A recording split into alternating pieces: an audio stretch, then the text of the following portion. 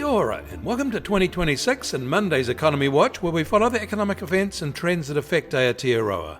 I'm David Chaston, and this is the international edition from interest.co.nz, and today we start with news. The global economy is actually ticking over normally, despite the weekend theatrics.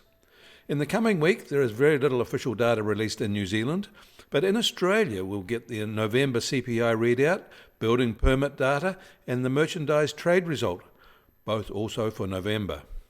There are widespread expectations that this data will all be good.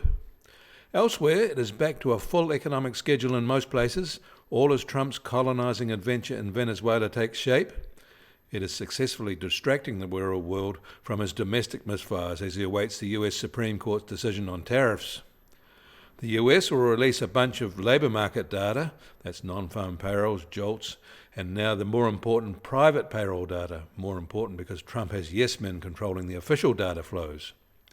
There will also be PMIs from the ISM this week and the University of Michigan Sentiment Survey for January.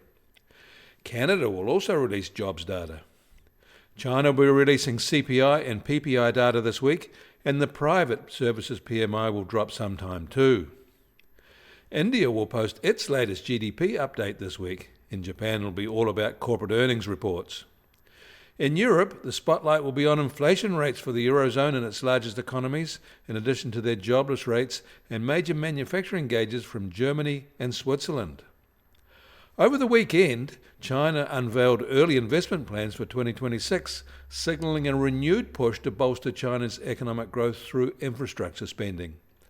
They are front-loading their stimulus, and their 2025 consumer goods subsidy program will extend into 2026, they said.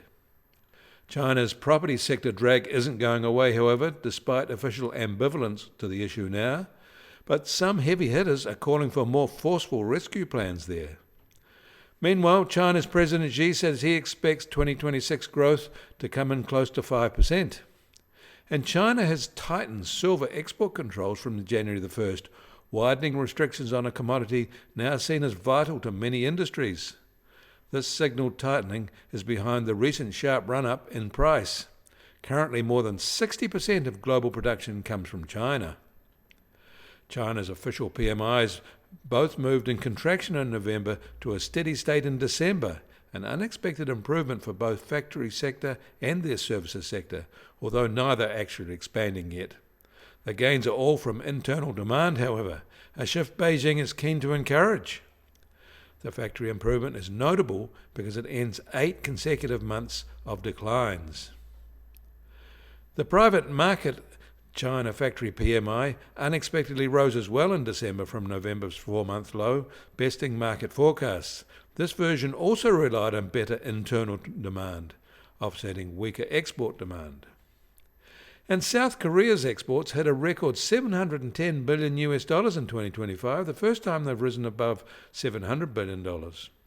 In December, their exports jumped 13.4% from a year earlier, the 7th consecutive month of growth and the strongest increase since July 2024. This was an acceleration from an 8.4% November rise. In India, they still had good factory growth in December, but a notable slowing of new orders has them on edge to end the year. In the US, initial jobless claims rose marginally and by less than expected last week. New orders in American factories fell for the first time in a year in December, but output growth remains solid. Tariffs continue to push up prices at an elevated pace, embedding inflation. Higher prices and weaker demand discourage purchasing activity, just the ingredients for stagflation. Eyes are now turning to the US Supreme Court decision on the legality of Trump's tariff taxes. It is due sometime this month. Trump himself is nervous about the ruling. In Europe, factory output declined for the first time since February 2025 as their manufacturing PMI contracted in December. New orders fell. The overall situation was dragged down by Germany.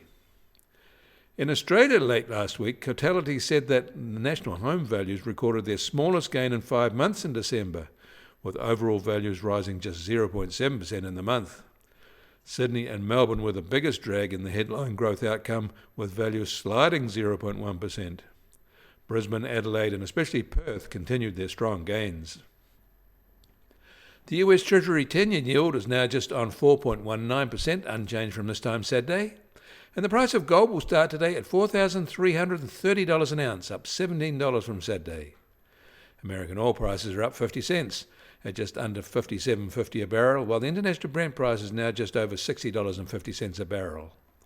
And the Kiwi dollar is up 10 basis points from Saturday, now just under 57.7 US cents. Against the Aussie, we're down 10 basis points at 86.2 Australian cents. Against the euro, we're unchanged at 49.2 euro cents. That all means our trade-weighted index starts today at just over 61.7, a little change from Saturday. And the Bitcoin price starts today at $91,343 and up 1.3% from Saturday. Volatility over the past 24 hours, however, has been low at just on plus or minus 0.9%. You can get more news affecting the economy in New Zealand from interest.co.nz. Kia ora, I'm David Chaston, and we'll do this again tomorrow.